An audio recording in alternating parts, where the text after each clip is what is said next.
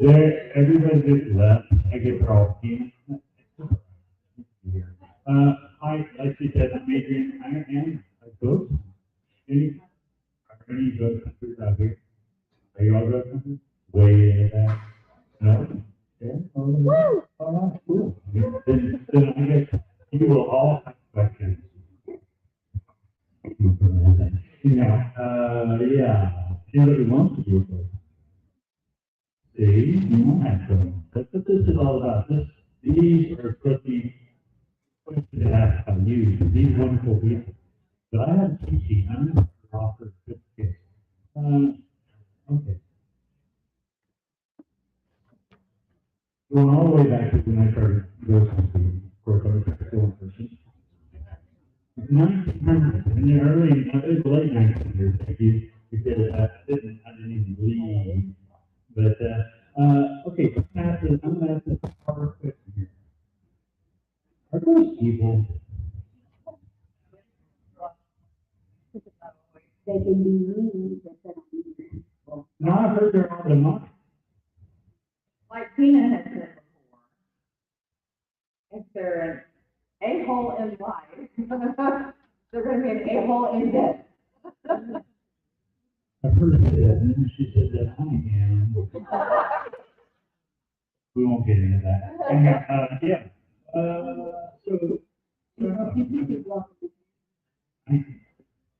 I want you to see my logo. Yeah. Maybe I'll go over there. Way over there. I'm wireless. Great. Hey, okay. Can I end it there? That was easy. That was easy. Okay. I said, there goes evil. That's what she said. No. Anyhow. But you have people who do believe that everything that they see is demonic. What are ghosts? People. They love the podcasters all talk.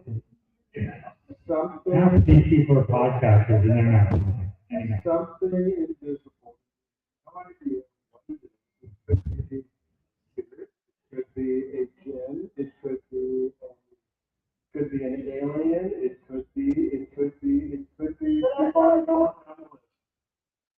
Jinn.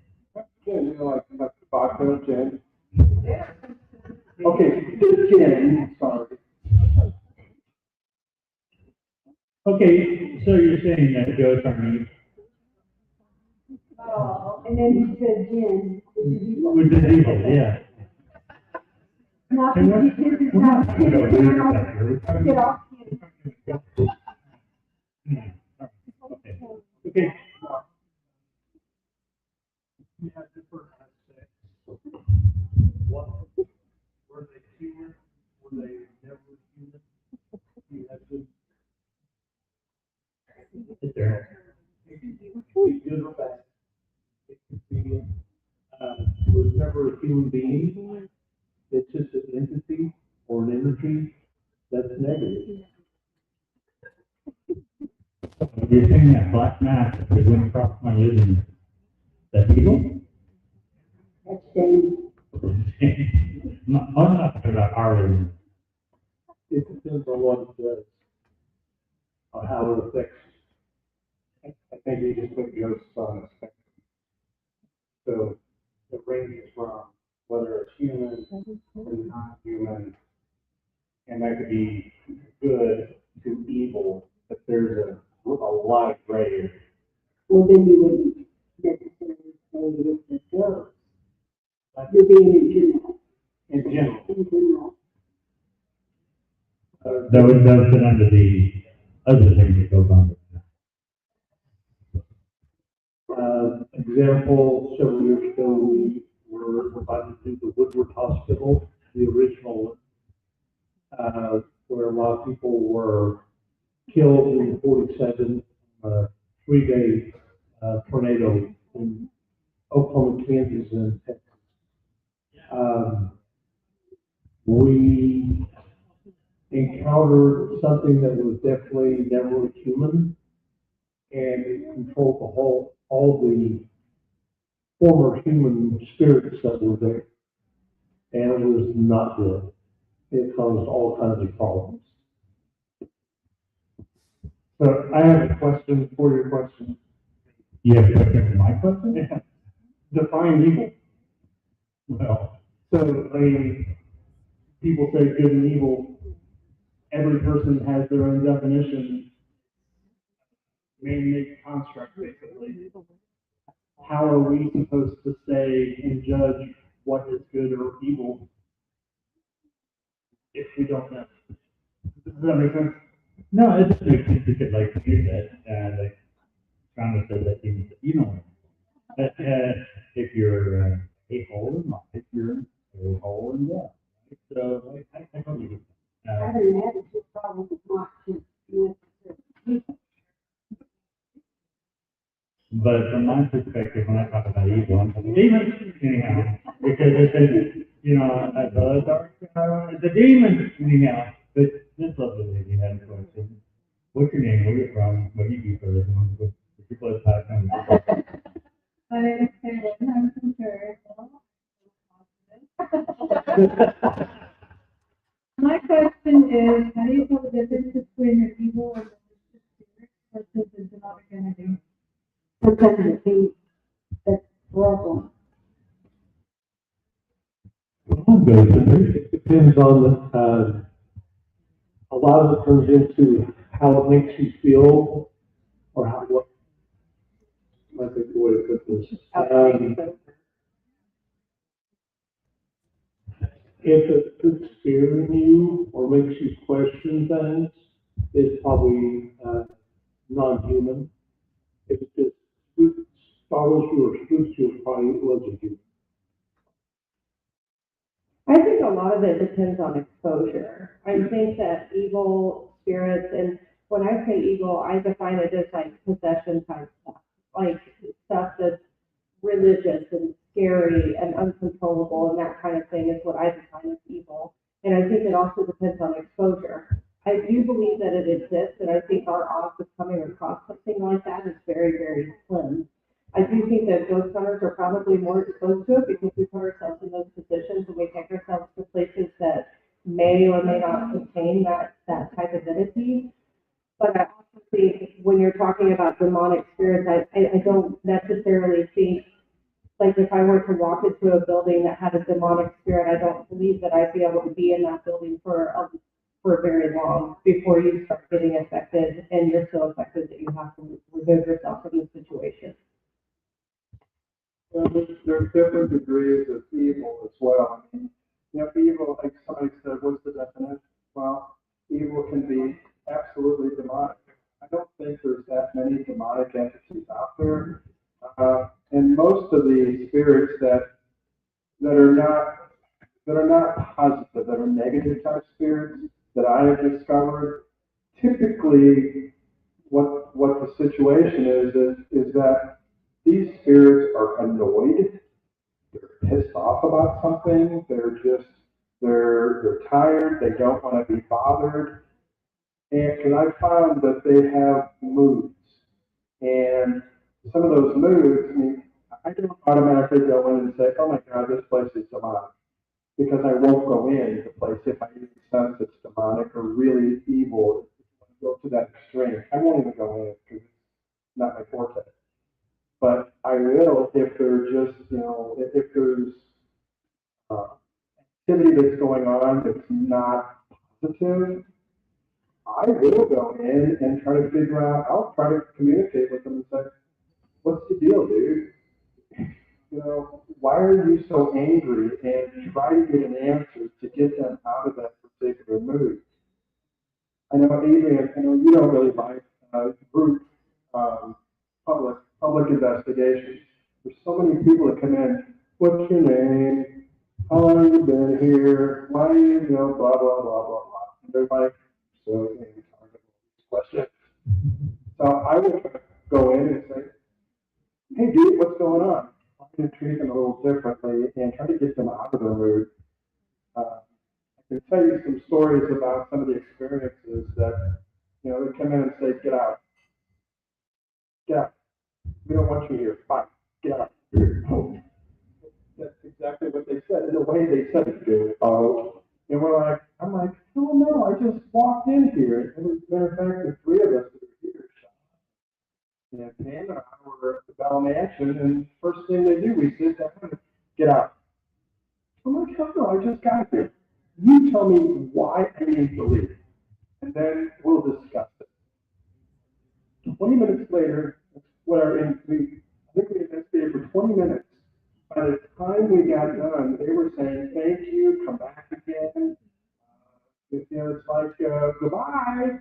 Oh, kids going, bye. You know, it was just a complete turnaround, just by talking to them and trying to figure out what the problem is. So I'm Jason Walker, and I take it. So I find that evil, demonic entities are very, very rare, which is some of the same things everybody's saying up here. Now, I have experienced it, for sure, but it's easy for me, anyway, to determine not too long after we're doing an investigation if something's demonic. And that's the thing, you know, you don't want to pretend that you know something you don't. So confronting a demonic entity is something we'll pass on to somebody who knowledge about what we do. So we can make that determination, sure. But the thing about it is, if you can make that determination that it's a demonic entity that you're dealing with, it's easy to know that anything else that you're going to encounter is obviously, you know, just regular spirit activity. You know, evil is evil, and I feel like it makes itself known, especially at certain locations. And like somebody said too, like we put ourselves in those situations. We're not, you know, that's the thing too, guys. We're not getting possessed every time we go somewhere. We're not, we're not dealing with that kind of thing. You know, we're not Zach Bacon. Okay, that's the thing. You know, we're competing with what everybody watches on TV, and for the most part, that's so, well, I mean, it's great. Like, you know, everything is different. You know, I give them credit for bringing paranormal to the mainstream, for sure. Everybody watches that show, is what's going on, is what's not, you know, but it changed, especially with Nick. I'm friends with Nick, and I know the background of the story, and he put out a statement that everybody probably read and knows what. But, you know, that show nowadays is more entertainment purposes. That's what that is. They have good views. They do go to locations that are active, sure. But when we're competing with what we do in reality, it's not. And what we're doing is we're at these locations and we're sitting in the dark talking most of the time. And that's boring. And that's it. You can't make a spirit do something like that. It doesn't work. No matter what, no matter where we're at. It could be at one of the most fun locations in the country. The spirits don't want to interact. That's what we get. And, you know, that's the way it is. You want them to knock on the wall or shout at God all the time, you know, they don't want to hear that. You know, you got to come up with something new. I mean, you got to go to stuff. It does work, but, you know, for the most part, if you're doing that, they're like, oh, shit, here come those guys. You know? The message is their community sucks. You got to go into the conversation with them, treat them like the human beings like they were. And go and treat them like they're all demons, like they're portrayed on TV and movies and all that. It's not how it is. Man. Most of the time it's boring. You know, like I said, people stopping themselves in the dark. And then sometimes staying tight. Now, when they go to these shows and they're doing all this stuff across the country, Waverly Hills, wherever it is, I mean, some of us have been there, but, you know, they're there 2 weeks at a time and they edit stuff now. You know, make it look like all these things happen. Well, they got to do that, you know, but I'm not saying those things don't happen, but for the most part, they don't. And then you're lucky if you capture anything, you know, whether it's an EVP or a noise, or maybe if you're lucky enough to get a full body operation. It takes a lot of energy for those guys to do that. And if you want to volunteer your own, that's cool. If you feel comfortable about that. But, you know, they got to get that energy somewhere. And it's just not there all the time. Residential things, you don't know what you're walking into in those places sometimes. In some places, you know, they want help. It's just, it's nonsense. You got to be able to find that. buckle up stuff. Things flying off the walls and stuff like that, it's one thing. But if you hear a board creaking or a door making a noise sometimes, you just investigate and say that's what's going on. But again, like demonic and evil activity, you're not running into that no matter where you're at all the time. And that's just my experience. You want to keep it real with everybody and tell them exactly what it is. And, especially people who want to get into it and done it, and then, if they want to learn. And you got to keep it, that's what we do, man. It's kind of stupid sometimes. You sound silly. That's what it is. I'm going to throw in my 2 cents on this, especially when it comes down to demonic. We, in ghost hunters, we've come across a lot of just cranky ghosts. Just because something may scare you, that doesn't mean it's demonic. You got to take it down. What is the demon's mission? And don't go by the movie, because the movie they always get possessed. That's the end game for them. Their aim, their mission, their total everything, their reason for being right now is to ruin your testimony and divide families. It's all about division, all about conflict. So you go in there as a team, you should go in there and know, okay, well, this is happening, this is happening, this is happening. A demon isn't going to just rush in and all of a sudden it's possessed. It's a slow thing, and it's meant to destroy the group. The strongest group that you can have is a family group, and you can destroy the family, you lost your foundation, and you're open to all kinds. So I think it comes down to, like you said, a lot of it comes down to, did you have a question? Or just wave it at me. Hey, Judy. Hey, Judy. What? Oh, say something. Well, so, not a good, but I grew up with a person, lived in a farmhouse where the whole family lived, a big grand farmhouse, the whole family lived downstairs. But every time, talking about when I was really young, 6 years old, every time you go upstairs, I could feel a presence. And of course, not knowing what it was, well, by the time I got about 8 years old, I told my folks I wanted to have a room up. I wanted to move upstairs. And I didn't tell them, but I wanted to confront this thing and get past being afraid of it. It's not an entity that ever moves things around. It doesn't make noises. It just feels. It's just there. And so I moved up there, hide under the covers, and eventually just got used to always feeling it was there when I was never downstairs. It's always in the upstairs. And we've been out of that house for years. It's abandoned, but I still know it's there when I go upstairs. And nowhere else in the house. I can walk through that old man's house on the first floor and never feel the thing. Start up that stairway and there's it. And yeah, it doesn't seem to be negative. It doesn't seem to be something that wants to just there. I like the blanket, because the blanket almost seems to be, good protection. But, yeah, you had a question?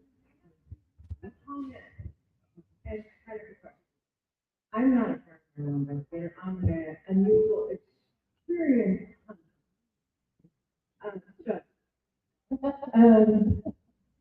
In what I've experienced, paranormal doesn't happen all the time. It comes in waves. You can't predict it. You never know what's going to happen. Things that stop. People may start reporting stuff that happened in my house, and then just ramp everything up. So I had to stop that. You told her to investigate her home? And I did, and then I started having stuff rolling around. It started moving, bed started shaking, but my daughter still has it. But they had to come in for evil. We don't know what evil is. Humans are more evil, in my experience, than anything I've ever experienced. First off, PSA, do not investigate your own house that you live in. Investigate your friend's house. Never I your. didn't investigate. I was doing what Scott told me to, just to write everything down, and then it got really bad. That's called investigation. No, no. Not, you document what's going on, that way you know for sure what's happening, not something that's Yeah, and when the chicken got thrown 20 feet, my cat looked at me, looked at me, looked at me, and I'm like, I don't know. But the other thing is demonic. I would believe what I've seen in dreams is it's more psychological than physical. But that's just what I've seen. But I'm not talking about anything ever again. You know,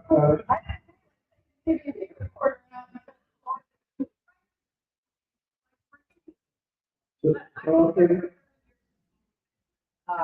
in those situations, I've run into stuff like that, and people will call me, if they used to call me a lot more, but, yeah, hey, I need you to come check on, I'm getting things thrown, things being thrown, things are being moved, this is happening, this is happening, this is happening. I can almost boil it down to almost one question when I do ask them, because I do phone interviews of the people when I take these calls.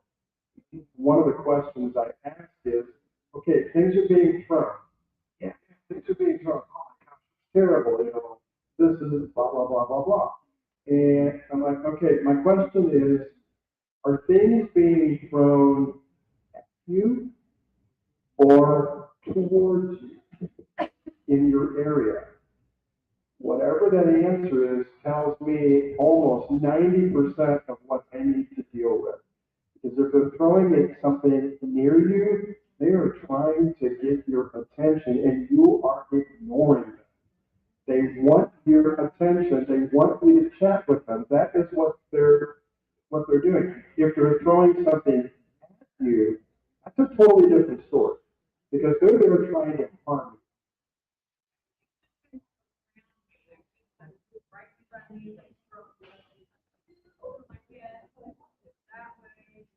Okay, so you've answered my question. It sounds, seriously, they're not throwing at you. Is a negative experience, but around you, they are trying to get your attention because they have a message for you. That is and that's okay that you have to tell them, I don't want the message. Maybe they're trying to play pitch with you, you're just close again. Well, that's a possibility too, but no, if you don't want them to do that, if you don't want to hear the message, say, look, I don't want to know the message, and please stop. But there are some differences, and I will approach an investigation depending on that answer. So I'll go in and try to find, why are you doing this? What do you need to tell somebody? So, but I agree, don't do it yourself. Yeah, and I've had a conversation with ex-exorcist priest talking about some of those cases. One of the hardest things, as you said, the long game is the destruction of the family unit. The problem is depression, multiple personalities are often common side effects of possession. So you can have one without the other, but there's a fine line that they have to go in and interview these people to see if there's mental issues or is it a combination of things where they dabble in the wrong things. There are definitely demonic things out there. They are rare, but they're not generally hanging out in an abandoned warehouse, waiting for the ghost guys to come in and ask them questions. They're actively targeting prime people and trying to do things in their own agenda. So, like I said, it's rare, but when you talk to these priests, that's what they go out and find and deal with all the time. You know, they have teams to go vet what they see, whether or not it's, you know, the paranormal, is it demonic, and if it's demonic, then a whole team goes on to take care of it. So, Or you're super like high key, like, woo, they're great. and, wow, look at all those dead flowers. No song for it. It worked that way. Now, you'll notice a lot of possession stories, there's also other paranormal stuff that's going on. In our case that we dealt with, there was a young woman ghost, and there was a little girl ghost, and then there was something scary over there. And actually, after our investigation, we concluded that there was all one thing. Because you don't want to cleanse their home, because you don't want to get rid of the fun ghosts over here. You're afraid to cleanse the home. And once they prayed, and prayer don't get rid of the ghost, it all went away. It was all one. Any other questions? You, sir. So, I had an experience about a year ago, and I'm curious what the experts have to say. I had a dream that my grandfather had. He had passed away from suicide. And in the dream, I was in my childhood home. And I was essentially talking to him, but he wasn't there. And I asked him to turn the light on, and the light came on in the room. And then I asked him to turn the light off. And then as the dream progressed with this light on, light off thing, I became aware of something else. And I asked my grandfather if there was something dangerous in the room. And all of the lights in the house came on, and all of the lights in the house went off. And as this dream progressed, I began to feel more and more trapped in the dream. And finally, I asked my grandfather to let me go. I was afraid. I didn't do it. When I woke up, every light in the house was coming on and off, including strings and light faucets. All of the fans were on. And the Roomba that had never been plugged in, had never been plugged in, was moving around. We go on your own. It actually, no, we didn't.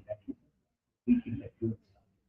But anyway, long story short, my question is I haven't had anything obvious since, but there is a presence in the house that is almost, the best way I can describe it is almost like it's sleeping. First off, I want to say, never trust ghosts. Whether they're, but yeah, anyway, on who they are, when they come in and saying, I'm a family member, or I'm something like that. For woo people will get to disagree. I mean, I'm not woo but don't trust anything that they say, because I know that there are things out there that will try to convince you of it. But I'll let you guys into that dream question, because I'm no good with dreams. I'm not a dream expert at all. However, I think that we all can kind of relate to the fact that we've lost somebody that we once loved very much in our lives. And I think that it is entirely possible for your loved ones to come and visit you when you're sleeping. I believe that that's when an average person is probably the most open, is when you're going into that dream state and when you're in that state. So do I believe that your family member can come and visit you? Yes, I do. And I think that that's one of the ways that they can effectively and efficiently relay any kind of message that they might have for you, or just simply to let you know that they're present. I think sometimes, and this is just my opinion, I think that sometimes when you have those experiences, like when you're dreaming and when you're sleeping, and they come to see you when you're sleeping, that you get that feel of what it's like when they're around, and perhaps that's probably what you're feeling when you're awake, is a presence there. And whether it's him or not, I do believe that the people that we love can come and go as they choose, and they're fairly transient. They can come and visit you in your life. Every culture has my ancestors helping here, so I would think, yeah, it's pretty common. What I meant is,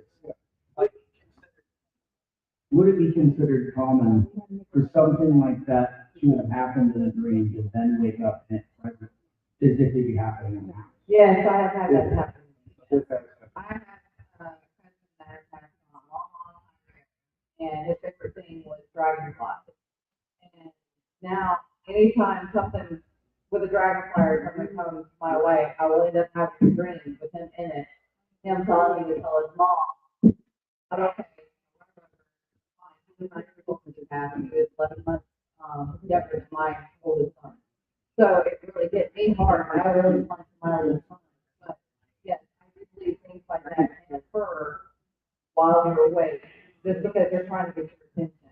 And that way, yeah, well, it opens me up to realize, okay, I can see dragonflies, and then I have a dream about them. Is he trying to talk to me? I talked to Ken about this, and Ken was like, he is trying to bring something. This is what he has to say. So that's what he had to say. Quick deal, no, it's not normal. That's why we call it paranormal. Great observation. The dream that you were talking about, what was kind of being told to me was, first off, the question would be, how did you feel while you were dreaming? Because we still have our own feelings. We still know right from wrong in dreams. Yes, I do agree with you. Ancestors visit a lot. They're there to help, to guide you, to answer your questions. I do fully believe that. But you have to pay attention to how you're feeling during the dreams. At one point, you did indicate in your story that you started becoming a little bit afraid. That's the clue right there that this was not your ancestor. Because if it was, you wouldn't have felt that way. We all have this internal meter that will tell us if something is truthful or not. And you listen to it. That's the big question. And you can control your own dreams. If you're stuck in stuff like that, you can't. You kind of did because you had to bring it from it. Can you get me out of this dream? You woke up and things were happening. Things were happening. That's different because that tells me again that no, that was not a good entity that was interfering with your dreams, and they were trying to coerce you into potentially something. And the flickering lights when you woke up, definitely would have been the telltale sign. Oh hell no! Don't ever come back again. Does that help a little bit? Yeah. So I also wanted to go down a different route that could possibly be happening for you to think about. So when we're entering those moments of sleep and going into REM state and all that kind of thing, our brains are constantly emitting what are called brainwave frequencies. So depending on your state of consciousness, your emotions and all that kind of stuff, constantly emitting different frequencies. So fear is a different frequency than love, than being scared, happy. It could be possible that the state that your mind was in during that dream was potentially the same frequency of the room or the house around you, the natural frequency in the area, that could have caused potential electronic disturbances. I'm not saying that that's what it was, but I've experienced that kind of thing before, so I just wanted to throw that out there. And that's a really good point because what you're saying also is that it's your vibrational levels, correct? So if your vibrational levels fall too low, I'm going to say 4 or less, then you're kind of in that negative range, your doubting range. But if you can keep that energy level up and the vibrational level as high as you can, even when you fall asleep, you can ask for guidance before you fall asleep. And hey, I'm going to sleep now. You're already doing that, but you just say, hey, I want positive thoughts. You can control that and try to get your vibrational levels higher. So yeah, I do agree with you on that one. That it could have been the vibrational levels that were affecting you, creating this negative experience. And I'm going to kind of lean into what Larry said as well. I think that maybe, this is just my opinion, that the light flickering may not necessarily have been intentional, but a natural byproduct of the energy that you were including, receiving the message, and the energy exuded by the spirit to give the message. So within that interaction, there's a lot of energy being emitted out into the environment. Along with what Larry was saying with like brainwaves and things like that. I mean, as ghost hunters, every day we set out equipment and we have, you know, like motion sensors, EMF detectors, all of these things that we use to detect that same exact thing. And I think it's entirely possible that it wasn't like an intentional thing, that it's just a natural byproduct of what was going on. Like, almost like poltergeist and stuff like that. Yeah. Yeah. So, anybody else? Just gotta back up with you just a second. That's we're doing.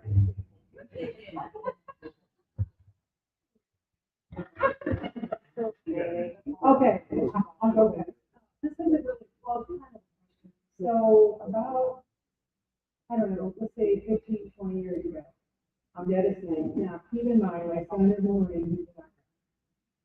And I'm dead asleep. My Labrador is laying on the floor next to me. I don't leave lights on in my house. I wake up. I know I'm awake and this is happening. There's a random mist hovering over my body. My lab is growling like crazy. So now I really know I'm awake because he's not. And I see the mist come out of my room. My whole light goes on, which is really weird. And it's starting to go down the hallway. So I'm curious. I jump out of bed and I'm trying to chase it. It's disappears. So I can't figure out what it is. I wasn't having a dream. This mist felt uncomfortable, obviously, hovering over me. And then the next day, I get contacted by one of the that they wanted to give me information. So what do you guys think that was? And I've looked up everywhere, and nobody has ever talked about a resonance covering a little body. And I think I told you about this years ago. So I've only told a few people, like my group. You said he was in Afghanistan, right? I right. Well, I know a couple of my military brothers and sisters from mothers and sisters, they have talked about the entities out there that people talk about that are there, that try to attach themselves to the soldiers and the people that are there. Now, I'm wondering if maybe this transmission was a warning that was being portrayed to you, being his mother, that maybe he was in some kind of danger, or maybe even trying to attach himself to him. Or was it psychic thing? Well, the animals are very sensitive. Yeah, it's very, Very sensitive. Well, I've seen your dogs. They are. You know, when Tom started, yeah, it's not. I see your point, and he was. I mean, where they were staying, where they were down in the sand pits, yeah. They did get hit, and he lost one of the guys in his squad. He got hurt. But the red mist thing, everything I've looked up, like I'll go on chat comments and people are like, it was a demon visiting here. No, for one, yeah, they don't take off when you get up. Yeah, I know, yeah, I would be somebody could. But, so I don't know what it is, but no story. Anybody else talk about it? here. Yeah. The color red Urgency and, alarm. So do you think it's possible it was a manifestation from furniture? Because there was danger where your son was? And red being the color of emergency danger, it preceded an event. It almost sounds like a carpenter trying to get a better way to tell you, hey, there's something going on. Right, but didn't it know there was nothing I could do in the space? They're over there. Do they really care? Oh, no. It was mostly a message for you, that's what.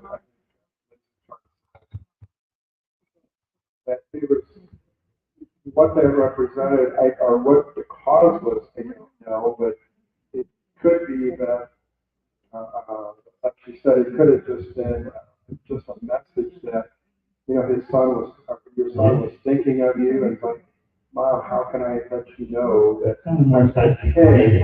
Because it didn't stay, it hovered over you, it went away.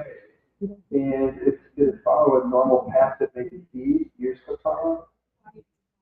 So maybe down to like the kitchen or to a bathroom or something.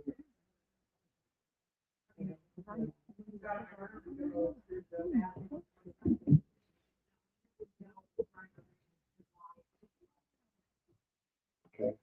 So, I mean, I agree. I just think it was just some kind of a message. Why it came in the red mist, I don't know. Was there a chemical attack on it? Was it some kind of a chemical attack? Or was it just a bomb strike? Okay, I'm sorry for bringing up some bad memories, but.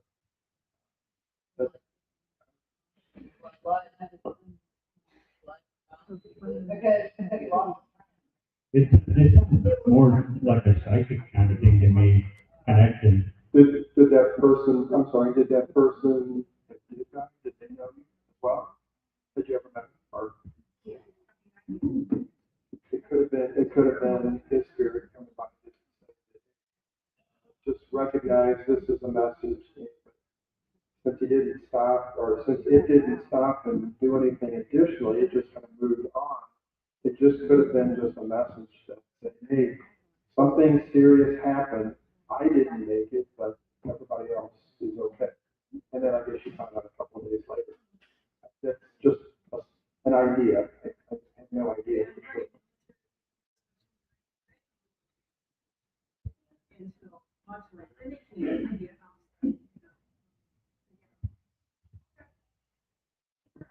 Thanks, Adrian. See, I did have something to say. You're welcome.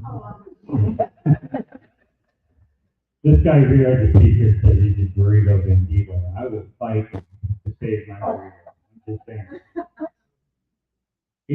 Well, I won't fight him. He's scared of it.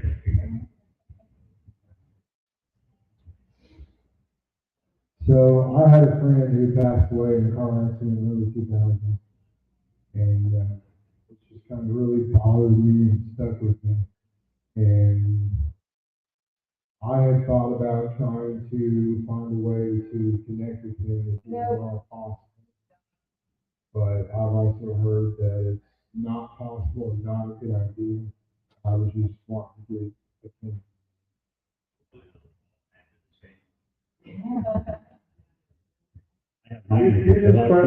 You're trying to connect to, I'm sorry, you're trying to connect to a friend or something that passed on. Why wouldn't you try to contact them? It's just like talking to an ancestor. Didn't I just say earlier, that you never trust a ghost? If you say that you really want to contact somebody, a family member, or a friend, or something like that, you're really close to, and you're a demon walking along minding your own business, oh, this cool one, oh, here we go.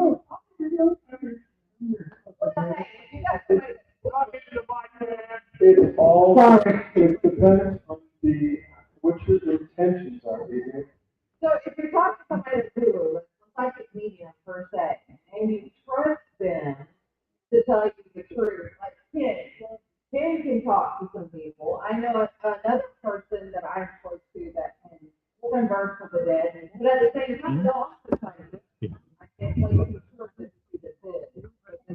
And that's why you don't do it. I am just saying, we can tell all they want to, don't do it. What to do it, just do it. You can't trust who you're talking to. Because. You look like you want to. It all depends I trust who you're on talking to. the circumstances and intentions. You cannot trust who you're talking to. I have to ask because I've been doing paranormal investigations for close to 20 years, and what's the difference in doing what you're wanting to do as opposed to us sitting in a room with a K2 meter or spirit box? Because I'm sitting with a K2 and I don't trust who you're talking to. And I don't trust who I'm talking to. That's the difference. I'm not reaching out to a loved one that I'm close to, and I'm not trusting that answers that I'm hearing. You'll notice that there's a difference in answers from somebody that's been through a demonic something versus somebody that's in any ghost. Now, and somebody's been through a demonic thing and dealing with all these woo people, and there's not a single woo person says, hey, you know, you got something that you need to fix that. Not a single one. So, be anything it went to be, it can show how it went to go, and you're just not, you know, that's my opinion. Contact an expert, not in your house, and go to somebody else, medium, see if they, because you don't have those abilities. Don't do anything in your house. Don't do EVPs. Don't investigate your own house. There are people that might be able to help you. There's probably people here that can probably help you, but don't do it personally. Just keep that protection because you don't know what I also think that as with all things, you have to use discernment. There's going to be a lot of discernment in investigating and things like that. And like you said, don't investigate your house. It's just overall a bad idea. Because once you open up that path of communication remains open, not only just for what you're trying to communicate with, but for all things. Also, with that being said, I do believe that our loved ones can come back and they can visit us and tell us messages and stuff like that. However, I don't think that they're going to do that until they're ready to do that, and you'll know when that time is. I don't feel like if you were to go out and try to contact him, that you would get the answers that you're looking for, because I believe that if he is ready to tell you messages or have that conversation, he would reach out to a medium or some source and contact you, and he would give specific things that would allow you to know that that is who you're talking to. I can also say that I have paranormal properties. I own a sleeper mortuary. I have the historic Fremont County Jail and Malvern Manor. I can say that, you know, perhaps we don't know who we're talking to all the time, and maybe you can't trust that. But I can tell you that there are several times where in these properties that I've been able to talk to spirits and then give me information to where paranormal investigation and history reach out and shake hands, and I can prove that through history, through historical articles and research that I've done on those properties. So, like I said, I think with all things that comes with discernment, and use your best judgment. And also don't investigate your friends' houses because they still have to live there. I second that. Yeah, Okay, I don't know how much of a question it is, but I guess it's more of an opinion-based thing. Kind of bouncing off what he said. Opinion now. Can you handle me in real life? Easy. Okay. So, not trusting who you're talking to, Tina, as you said, totally get it. But in the same token, if you don't trust anything, then how can you say that you believe in anything that you're investigating? To me, when you investigate and you're trying to find things or get answers or whatever, everybody's trigger is different. Everybody's background is different. Everybody's belief system is different. But if you don't trust anything that you hear or you see or you record, why are you bothered? If it's something you just can't go, okay, so really maybe this is her father. Like we had an incident with an Estes method, and we were, they were talking about it being a possible relative, and it was like, okay, well, what, did your grandparent have a nickname? And they replied, yeah, they called her Ida. And the person in the Estes method responded to that question with here. So it was like her name was said, and she responded with, like, I'm here, it's me, I'm here. I can't say that would be something evil or demonic or something that I can't trust. Do I make sense? Right, but then you do it again, and then you come back and you do it again, and then with somebody different. And you come back and you do it again with a different group of people. You do it out, and then you come back at a different time and you do it again. And that's where you get your data. You know, just do it one time and say, I got the answers. And that's where the investigation part comes and where the data comes. And pretty soon you do get the answers. And that's what I'm saying. You don't just reach out once for your answer. You say, I have the answer. And pretty soon you do believe the answers that you get, but it takes a lot of time and a lot of effort. You don't just do it once, you don't just ask one question to one person for one answer. You have to do it with groups, and eventually you do believe the answers you get when you mix it all together and you see the data. It takes a lot of time. I'm not saying that I don't ever believe. Eventually you do believe, but you don't ask one question and get one answer and believe that's an answer. I'm very cautious in what I hear and what I believe. I don't believe in the stuff that's coming at me that I don't see. You can't trust what you're not seeing. So you have to be very cautious with that, and that's what I'm saying. So think of it as juggling. You're not gonna grab the chainsaws that are running as your first thing. It's a stepping process to learn as you go. You have a trainer, you have somebody, but that's what we're trying to get at, is this isn't something you just hop in and, ooh, I got the answers. You take caution. If you're juggling, rubber balls first. Yeah, and it's not an issue of like juggling, it's just more of any person who, woo or not, you can tell when you walk into a building, the air's heavy. There's something up with it. So if I walk in and I just automatically label it as bullshit, what am I gonna collect then other than bullshit? Does it make Right, but I'm not saying that. That's not what I'm saying. Because I get that the air's heavy. I feel it. But you don't do it just once. Yeah, the more you do this, the more experience you build, that you can build off. Maybe that's. I've been doing this for 20 years, so I get what you're saying. But the key thing is we're not experts. We're still learning. Everything is well, because none of it is one answer. You can do this your entire life and die and be 90. 20 years. I get it. 20 years. But I mean, anybody who doesn't even, for 90 years, we're never gonna have an answer. Right. When I die, I'll have Yeah. It's a great hobby. Yeah. You gotta throw in. Going back to her question or her comment, you're not always going to have the same activity at the same place. There's a small graveyard out in the country that we train our new recruits at, per se. There's no like full on within a quarter mile. Sometimes we get reading, sometimes we don't. And as to your question, comment, man, I feel a lot of it is, I've been there just over 20 years. It's that gut feeling. You can sense, but you want to get, like you said, you want repeated confirmation. That's And fine. I said, the more always have activity, same place, every other time, every third time, you might get responses, every time you don't get anything.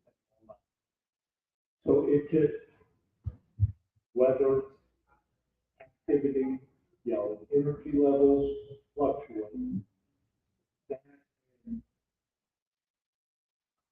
Like if you're walking, you can feel it. Okay, we have an idea of what it would be like. We have a brain bending question right here. It's gonna stump us all. So, Are you with this? Yeah, but, so my question would be, is, I know you said, definitely not do it. But if it was in, like, can't really say controlled setting because nothing internal. But wouldn't you, in the sake of data, be able to try to find out if it is in fact the family or friend or whatever, wouldn't you at least as an investigator or someone, wouldn't someone at least try to help the person out within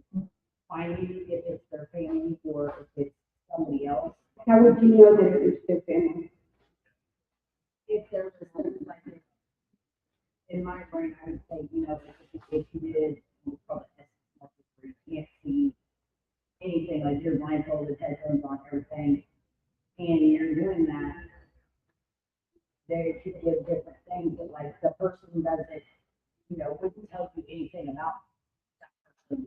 You're going along and hearing all these things that only they would know. Right, but Not the family, and then they need to get that data back. And you don't tell them what's said, you get information from them and process what you have, but do it like you said on all different times. you're assuming that other spirits don't know that information. You're assuming that the other spirits don't know the information that that family member knows. Thoughts and memories are just electrical impulses. And this is what I know. I've been doing this for a long time. That before I ask a question, and he says, I've had to Get the answer. so that means that it knew that I was gonna ask that question before I asked it. Crazy. And Exactly. So it knew what was in my head before it came out my mouth. I wish I did. So it, I was, that's a big less. But just knowing that would give me pause. Because if it knows what I'm thinking in my head, wouldn't it know about somebody else?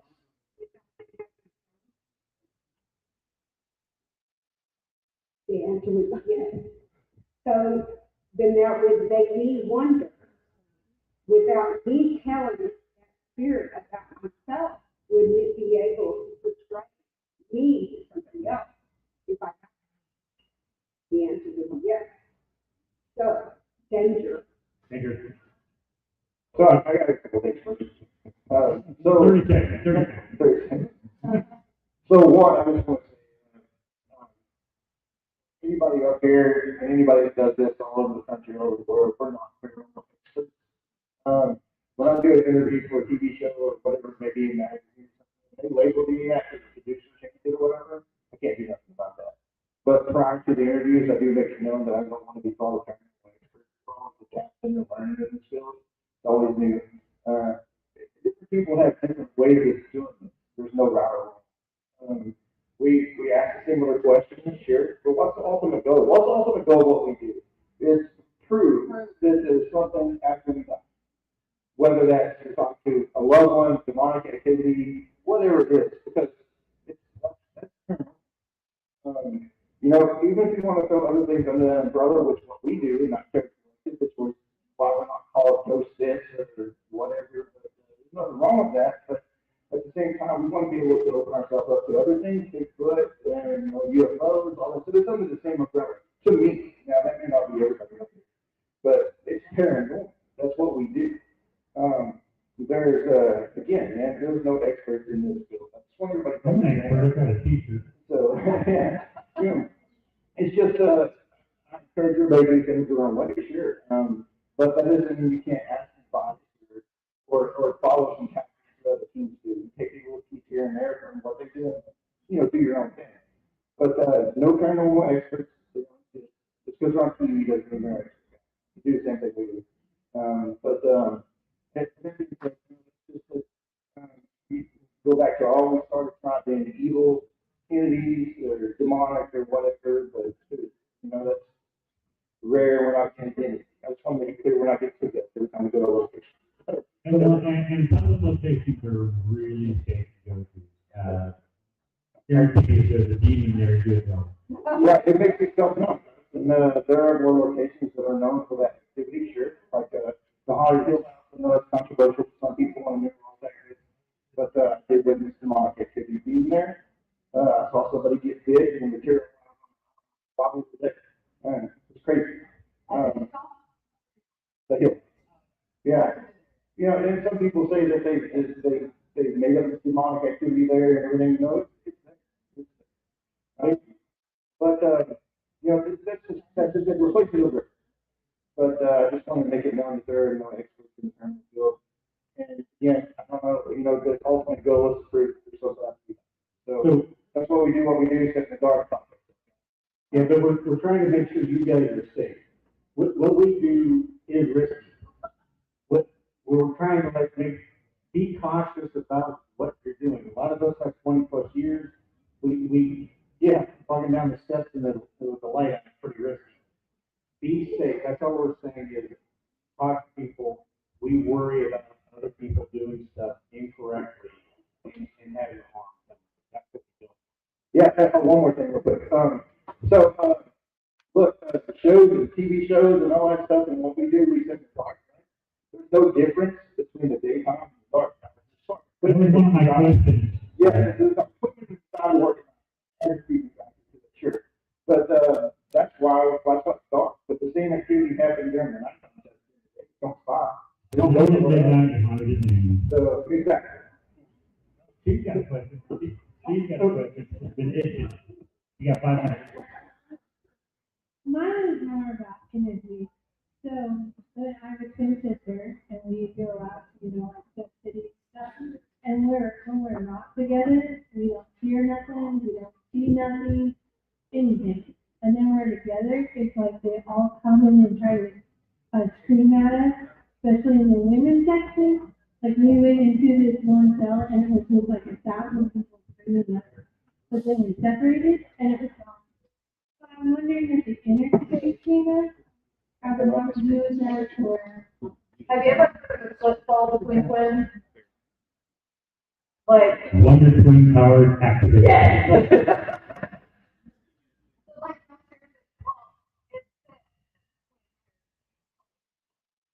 So, I don't know. Well, that's the reason I think that, together to enhance it.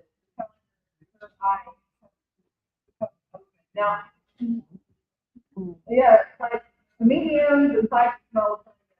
Exactly. I'm just saying what I've seen and what I've researched on. And that's it. It's like a little bit in our heart, don't see anything, we're out of energy here. And get that energy developed. What do you call those shirts that are pushing on the kids in when they argue and put it together? Maybe you guys need a shirt like that for your investigating. There's a lot of times where I'll be hanging out with certain friends, and when we're together, things exponentially just happen. But if we're with other friends, and sometimes you may have a core group, but other people that might come in there with you, sometimes you have no energy at all. And I think it does depend. It is, to a degree, your abilities are enhanced by others who are kind of in your same ballpark.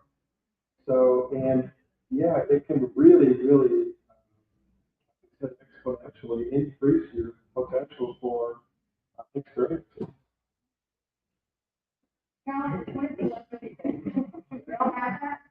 Every time you open the mouth, So this, I wanted to go back a little bit to something who was talking about that something answered you via EVP before you asked the question. Yeah. So I want to know your thoughts on, we don't know how or where these things or whatever we're trying to interact with exist. They may not exist on the same time as we do. So how do you know that it's not possible that they answered your question because you had already asked it in their place? We are not going to get into quantum theory in this discussion. So how do you know that that's unreliable if they actually did answer your question? Just theoretically, I'm just curious. How did you try to get in touch with your All right, we got 2 minutes before Jess discusses this out. I got one more question. I think he said about 2 days for investigation.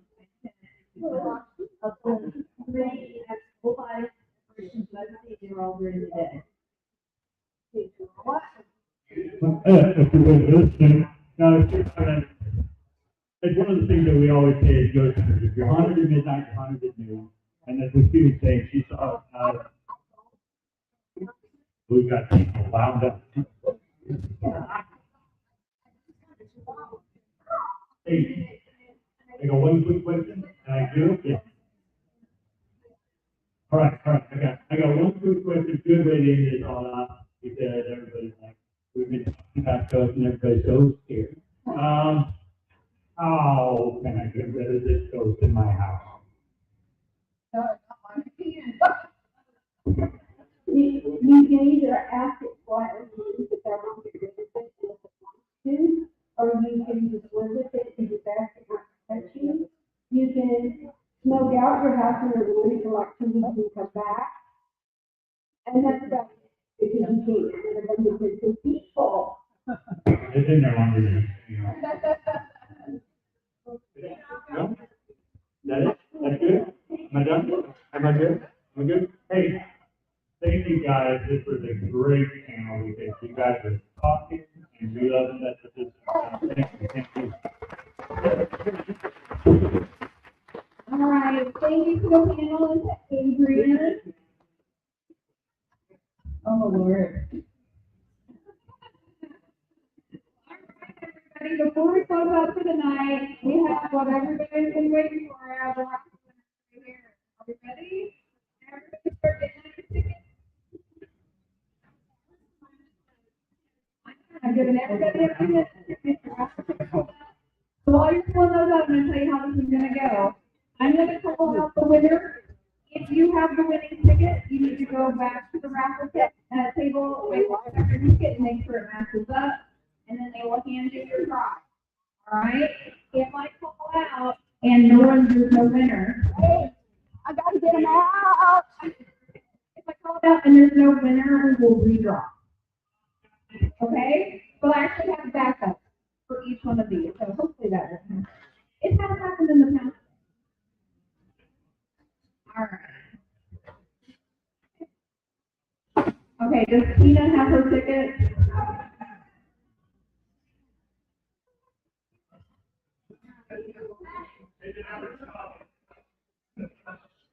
All right, I'm going to start with the metal Bigfoot wall art. Oh, they're waving back there, I can see it. So the first winning ticket is 840443.